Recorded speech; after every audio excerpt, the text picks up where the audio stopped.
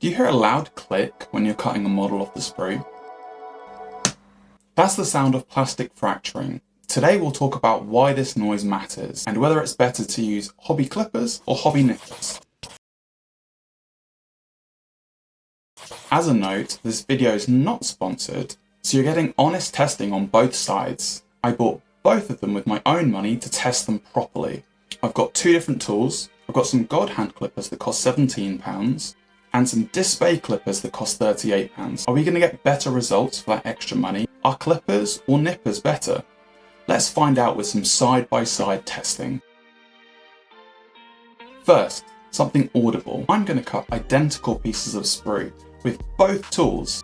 You can see here I've got some straight sections of sprue that I've painted in 3 different colours. The blue one is for the clippers, the red one is for the nippers, and the yellow one, we'll get back to the yellow one later. Listen out for the difference when I cut the plastic.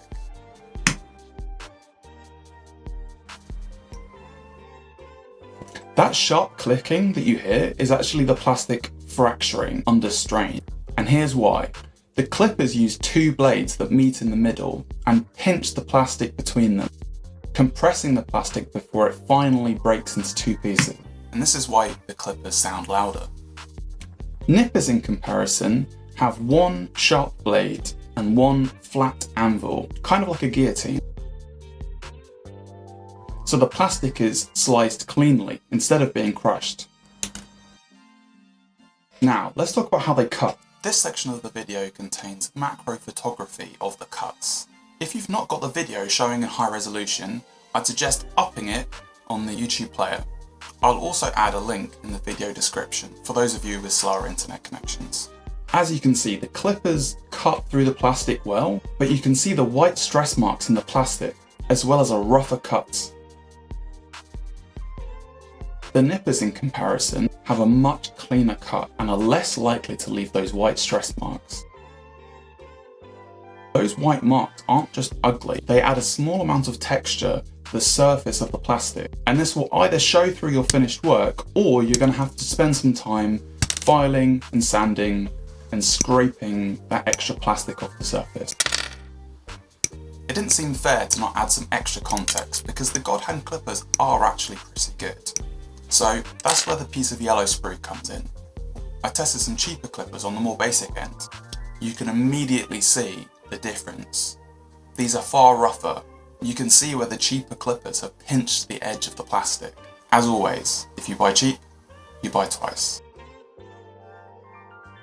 Now, I've heard that you shouldn't cut resin with your nippers. It even says it on the box. This is because the resin is much harder and more brittle than the plastic, because the blade is much thinner on the nippers, and that contact on that single blade is so much more intense. You don't want to blunt your blade because it's really difficult to sharpen the blade on nippers. It's unlikely that you'd ever snap a blade, but it is a possibility and very much a safety hazard. Fortunately, the clippers and the nippers don't have much difference on the resin, so you can happily just use the clippers instead. As a final comparison, it's worth noting that the nippers are much lighter than the clippers are, and also it requires much less pressure when you're cutting the plastic. This might be important if you have reduced mobility or if you have a weak grip strength. Both tools do the job of cutting the plastic. If you're only interested in painting your models to a battle-ready standard, then the clippers are perfectly acceptable for £17. But if you're working on display models, then the extra £21 for the nippers seems like a no-brainer to me. If you're more in the middle of the road and you just want to speed up your process when it comes to cutting your models, then they might be worth considering. If you're only going to be cutting resin models, or if you can only get 1 pair, then I would definitely recommend the God hand clippers. Links to both the clippers and the nippers, you can find it in the description. Interestingly enough, the clippers actually have a better rating on Amazon than the nippers do. What is it that you use to cut your models? Why do you think that the clippers have a better rating on Amazon than the nippers? Drop a comment, and if this helped, then subscribe for more comparison videos for tools and techniques.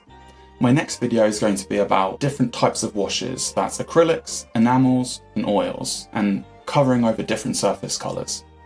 Let me know if you've got any other suggestions for videos, and thank you very much for watching.